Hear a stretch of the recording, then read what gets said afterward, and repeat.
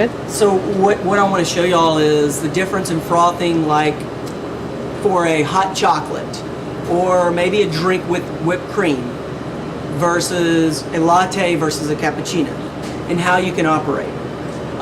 So if I'm making a hot chocolate and I am putting whipped cream on it, or if I'm making a caramella and I'm putting whipped cream on it, if I'm putting whipped cream on a drink, I really don't need froth. So in doing so, I still need to watch my temperature, so I have my thermometer on here, but all I'm going to do is purge my wand. There's my rag. Purge my wand, stick it up underneath here, turn it on, and then just make it to where I can visually see the thermometer. Now I can go to getting my chocolate, pumping my chocolate in here, and setting up my drink. While that's heating, I can go ahead and get my next drink ready. This will be my latte. The whole time I'm watching that. And right here, turn that off. I purge that one. Let's pull this down. There's no froth in here. I just heated milk. Perfectly fine, because it's going in a hot chocolate with whipped cream, or it's going in a caramella with whipped cream, or a mocha with whipped cream. Whenever I have a drink with whipped cream, that pretty much takes the place of me needing froth. For a latte, I'm going to purge my wand, wipe it off.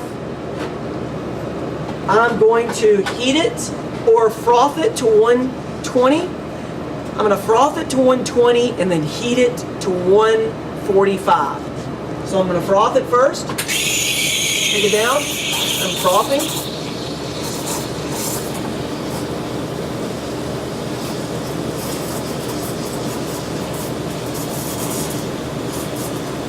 I'm only at 90. We're at 100. Y'all can still see that I'm creating froth. Not great froth, but okay. Now I'm totally submerged because I'm at 120, and at this point my milk is rotating around, and I'm at 145 right about now.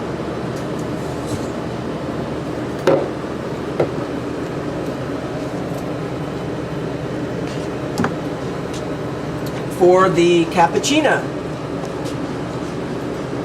purge it, wipe it.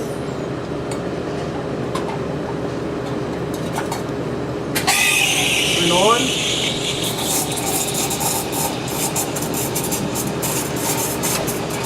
This one I'm going to froth to about 135 to 140. And then I'm going to submerge it, just like now. And,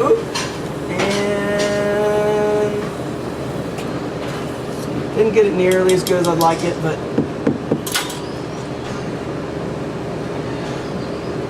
it being the cappuccino, I use less milk, but you can see I have just, if not the same amount, but right there at the same amount now, because I have so much more froth. But I started off with less milk. So you saw a cappuccino, a latte, and like a hot chocolate or a drink with whipped cream. The drink with whipped cream, no froth. The latte, I frothed it to 120, and then I got it rotating from 120 to 145, and then I was done.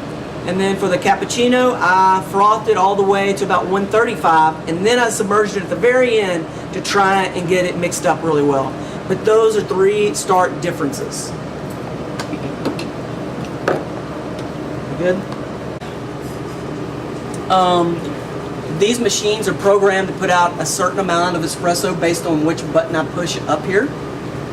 The look of the espresso, how long it runs, those are all important factors in this.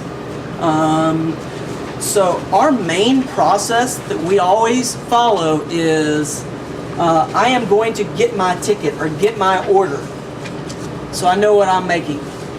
I always steam my milk or go through the frothing process first, because my froth in here, my milk, will hold its temperature a lot longer than my espresso in this little small cup. So it goes to the point of wanting to maintain temperature. So I'm always going to froth my milk first. Then I'm going to run my espresso, and while my espresso is running, I'm going to mix my flavors for that drink that I'm doing. Now we've already gone over the frothing process, and now we're going to do the espresso. And there is a step-by-step process that I want y'all to follow. For one, you are always going to pull your portafilter out. And as you see, how it comes in and how it comes out, it's going to come up and you're going to have to twist it. So you're going to always go to kind of the left and then tighten it to the right. Same with taking it out. Take it to the left and then it can come down. I've got my espresso patty from our last shot still left in here. So pull it out. I'm going to knock it out. There's not that much in here, but I am going to wipe out. If there's a lot inside of here, I'm going to wipe it out. It doesn't have to be spick and span. We just don't want there to be a lot left over that might affect the runtime of our shots or the taste. My next thing is I'm going to purge it, which is that first button.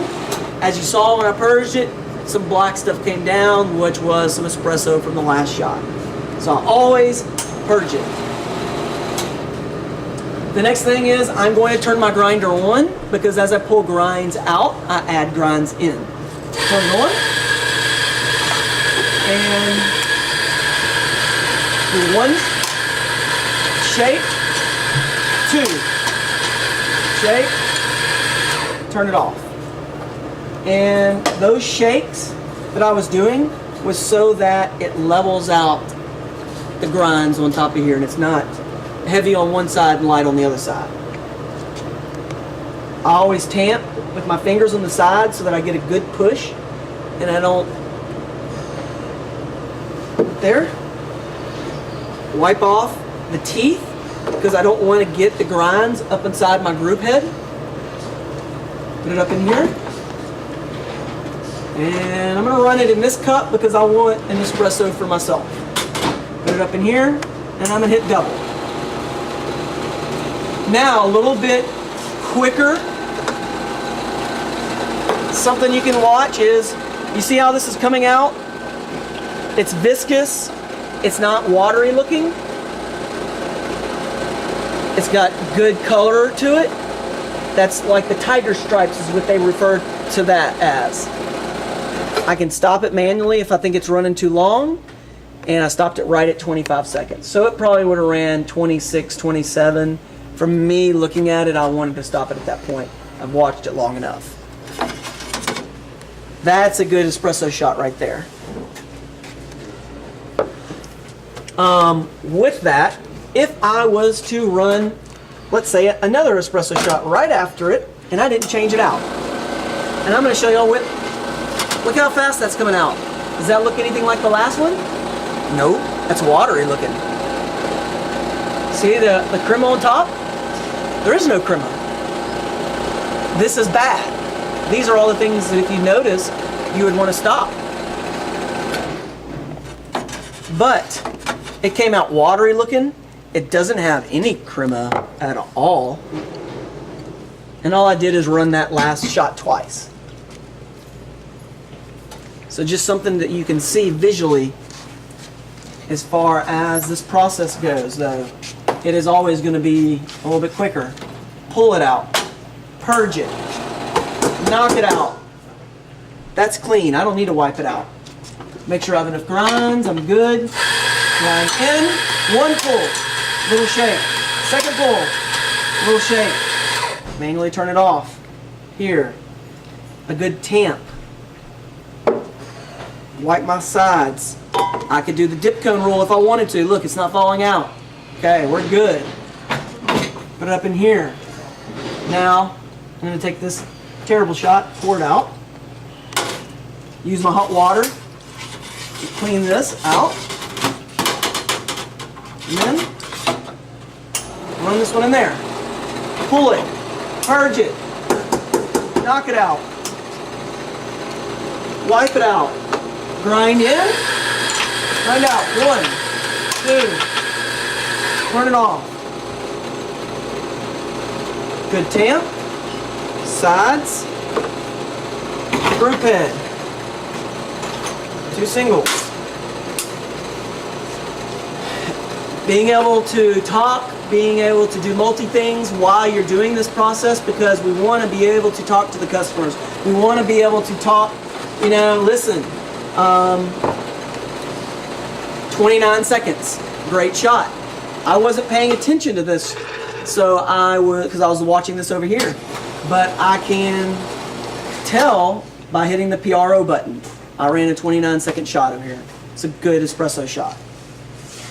These would be singles. Now, when I have bad shots or when I have shots that don't run the right time or I don't want them, I'm going to put them in the cold shot container right here. And we'll save these for when a customer orders a iced coffee. That's not an iced latte, and that's not an iced cappuccino. When they order an iced coffee, or if they have a frozen drink like a Carmela, frozen Carmela, or a frozen Kona Mocha, and they want to add an extra shot of espresso to it. When they do something like that, we take out 1 ounce of milk and we add 1 ounce of espresso, so as not to make the frozen drink watery. So that's why we save these. Frozen drinks to add an extra shot to, or your iced coffee. Your frozen drink mixes, though, just so y'all know, already has coffee added to them. That's just adding more flavor to it. Crystal, we could stop for a second. So we're going to break down the espresso machine and we're going to clean this guy up and backwash it. So for this process, we need our blind basket. We use the Cafesa, this guy right here. And I'm going to take 1 tablet. I'm going to put it in my blind basket. I'm going to take my opposite end of my tamp and I need to smash it. Okay. So now it's smashed. I'm going to take this, I'm going to put it up in here and get it good and firm. And then I'm going to hit the manual start and I'm going to count to 7. 1, 2, 3, 4, 5, 6, 7. And I did this to show y'all what it's going to do. While it is running, I could do other things as far as cleaning. 1, 2, 3, 4, 5, 6, 7. Start cleaning this out. 1, 2, 3, 4, 5, 6, 7. So 3 times for 7 seconds with cleaner. Pull it out. I'm going to purge it. Clean this all out. And now I'm going to do it 3 times for 7 seconds with no cleaner. 1. And while I'm doing that, I can blow out my steam arm. 2, 3, 4, 5, 6, 7.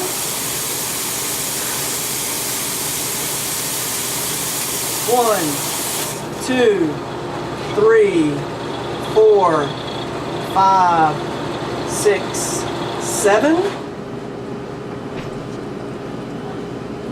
And 1, 2, 3, 4, 5, 6, 7.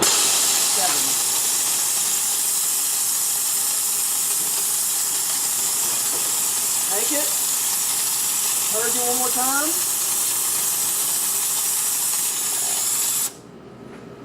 So I was blowing out my steam wands. I was cleaning up a little bit of the grinds in here. I'm backwashed. I've only done 1 group head. Now I've got to do the other group head.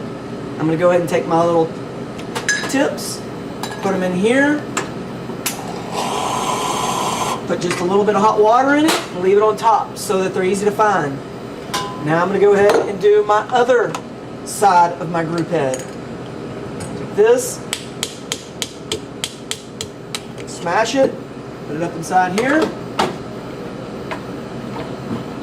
and 1, 2, 3, 4, 5, 6, 7.